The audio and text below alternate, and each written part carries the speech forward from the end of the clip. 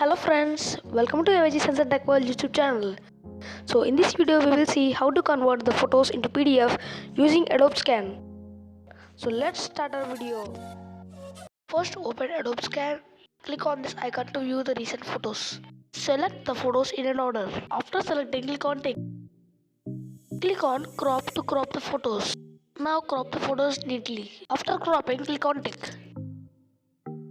You can also reorder the pages in the PDF by clicking on reorder. First hold the photo, drag it to the place where you wanna put and stop holding. Click on tick. You can also rotate your photo by clicking on the rotate.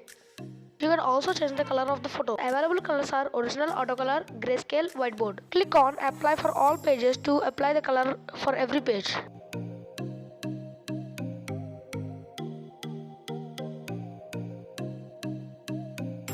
Click on delete if you want to delete. Rename your PDF file by clicking on pencil icon here.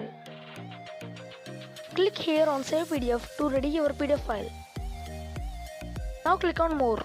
Click here to copy the file to device. Click on save. The file has copied to device. Let's check.